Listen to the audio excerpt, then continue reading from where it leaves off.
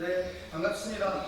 더불어민주당 중앙선거대책위원회 민생살리기 본부 수석부 본부장 윤병덕입니다. 오늘은 김문수 후보의 플랫폼 정책에 대해서 규탄하는 기자회견을 하려고 합니다. 할수록 손해인 소상공인의 눈물을 외면하지 말고 플랫폼에 대한 규제에 대한 견해를 밝혀라라는 내용입니다. 먼저 오늘 참석하신 분들을 소개시켜드리겠습니다. 윤우덕 민생살리기 본부 공동본부장님 모셨습니다. 네, 인사드립니다. 네, 임태현 공동본부장님 모셨습니다. 네, 김진철 유통상인 회장님 모셨습니다. 네, 이호준 골목점 상가 상인 모셨습니다.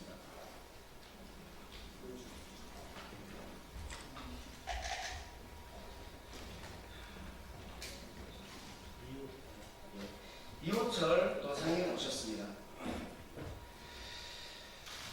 네, 어제 그제 TV토론 보셨습니까?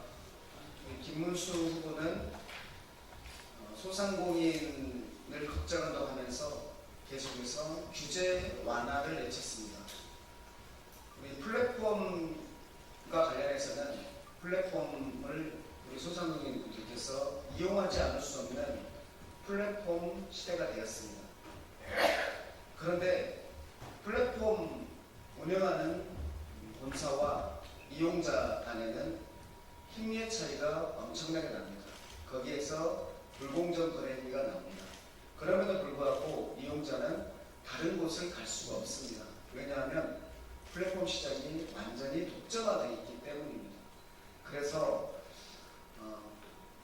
플랫폼 시장에서의 플랫폼 거래에서의 불공정 거래를 규제하고 그리고 플랫폼 시장의 독점을 완화하기 위한 합리적인 규제는 반드시 필요한 것인데 이 모든 것들을 말하지 않고 규제 완화만 얘기하면서 목표는 소상공인의 눈물을 닦아주겠다.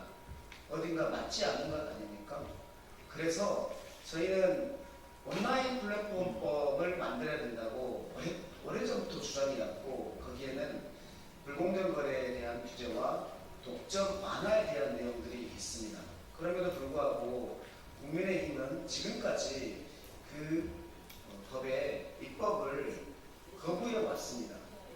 그거에 대한 사과 없이 규제 완화만을 얘기하고 있는 것은 결국은 소상공인의 눈물을 닦아주겠다는 것은 말뿐이고 실제로는 자율규제 하면서 사자와 토끼가 있는 우리에서 사자에게 모든 것을 할 수 있게 해주는 꼴이라고 볼 수밖에 없다 하는 말씀을 드립니다. 기자회견문을 낭독하겠습니다. 네, 본부장 윤호덕입니다. 죄송합니다. 기자회견문 낭독 전에요. 우리 실제 현장에서 오신 한 두어 분 말씀을 먼저 듣도록 하겠습니다. 네.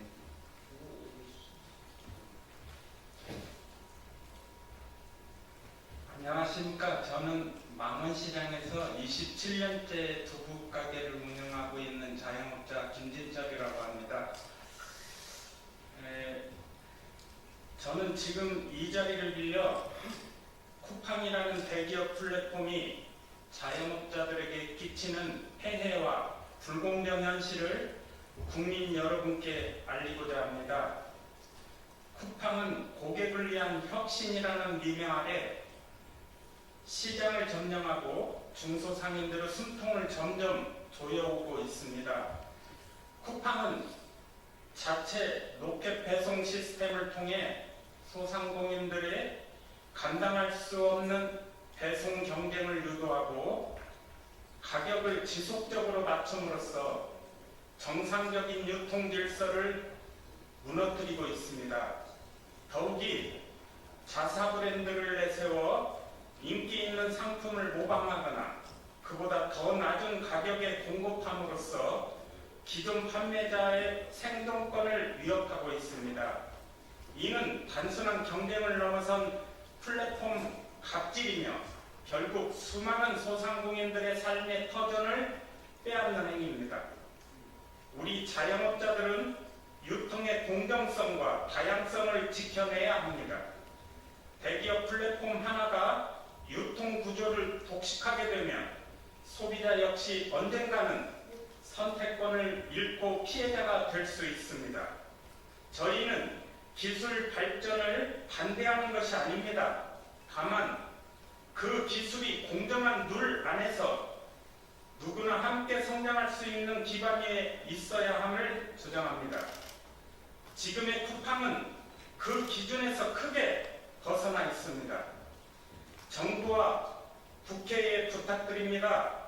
플랫폼 기업의 성장 지배력 남용을 견제하고 자영업자의 권익을 보호할 수 있는 실질적인 정책과 제도를 마련해 주십시오.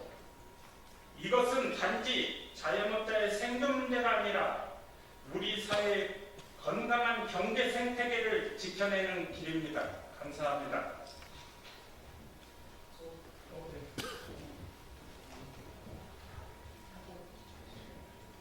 예, 반갑습니다. 저는 부천의 골목상권에서 장사하는 자영업자입니다. 배달앱은 처음에는 편리함 중개 플랫폼이라는 이름으로 시작되었습니다. 그러나 시간이 지날수록 이들은 단순한 중개인이 아닌 시장의 지배자가 되어서 자영업자의 생존을 위협하고 있습니다.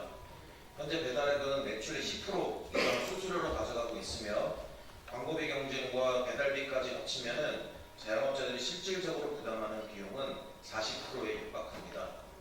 그럼에도 배달앱을 이용하지 않고는 매출이 유지될 수 없기 때문에 울며 과자 먹기로 배달앱을 이용할 수밖에 없습니다. 심지어 고객과의 직접 소통 통로도 배달앱이 통제하고 고객 클레임도 자영업자만 일방적으로 떠안게 되는 경우가 빈번합니다. 플랫폼은 책임을 회피하고 자영업자만 모든 부담을 지고 있는 것입니다. 이런 구조에서 수익은 점점 떨어지고 생계를 책임지기 어려운 지경에 이르고 있습니다. 대한민국에서 성실히 장사해서 가족의 생계를 이어나가는 것은 정말 꿈꿔서는 안 될 일입니까? 기술의 이름으로 포장된 이 시스템은 자영업자를 벼랑 끝으로 몰아가고 있으며 결국 자영업자의 몰락은 지역경제의 붕괴로 이어질 수밖에 없을 것입니다. 자영업자는 배달앱의 을이 아닙니다. 중소상인 자영업자는 지역경제의 중심이며 고객에게 진심을 담아 서비스를 제공하는 주체입니다. 이제는 배달앱이 사회적 책임을 지고 수수료이나 투명한 운영, 자영업자 보호를 위한 실질적인 제도를 마련해야 됩니다. 정부와 국회에 이 불균형한 구조를 개선할 수 있도록 법과 제도적 장치를 서둘러 마련해 주시기를 강력히 촉구합니다. 감사합니다.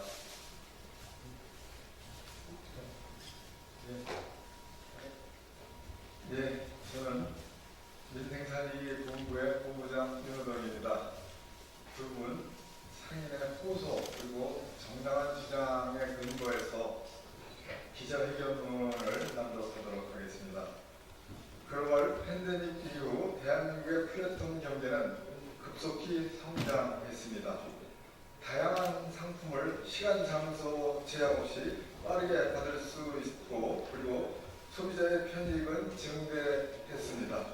그러나 독점적 지위를 악용한 불공정 거래와 플랫폼 노동자의 착취를 일삼는 온라인 플랫폼의 부작용도 덩달아 커지고 있습니다.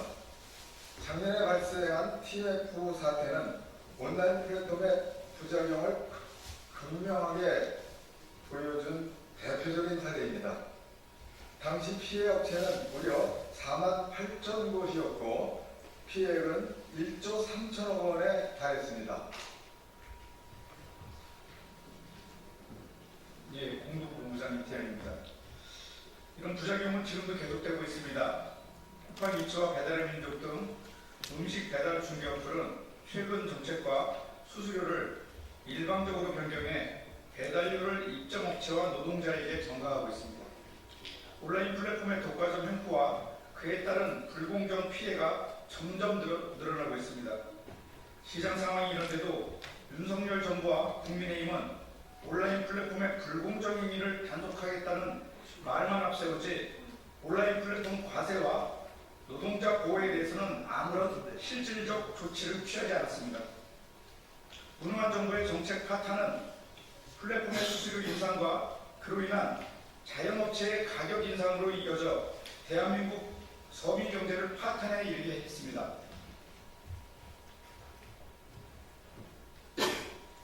반면 더불어민주당은 온라인 플랫폼의 시장 지배적 지위 남용을 방지하기 위한 온라인 플랫폼 독점 방지법과 온라인 플랫폼 공정거래법의 입법을 위해 노력해왔습니다.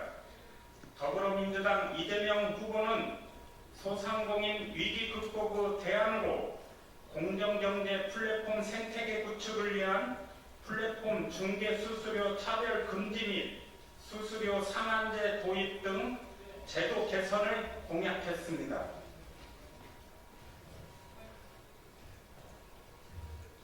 그런데 국민의힘 김문수 후보는 어떤가? 그는 소상공인 정경력을 높이겠다고 정작 플랫폼 규제에 대해서는 아무런 구체적 대안 없이 윤석열식 규제 완화만 공허하게 외치고 있다. 김문수 후보에게 묻는다. 과도한 수수료 때문에 플랫폼 본사 앞에서 석 달 가까이 천막농성을 하며 팔수록 손해라고 울부짖었던 소상공인들에게 무슨 해답을 줄 수 있나? 죽음을 담보로 도로 위에 내몰린 배달 노동자들 앞에서 어떤 대안을 제시할 것인가? 입점 업체가 매출의 40%에 이르는 금액을 플랫폼 수수료로 지급하는 이 상황에서 김문수 후보가 주장한 규제 혁신은 과연 누구를 위한 규제 혁신인가?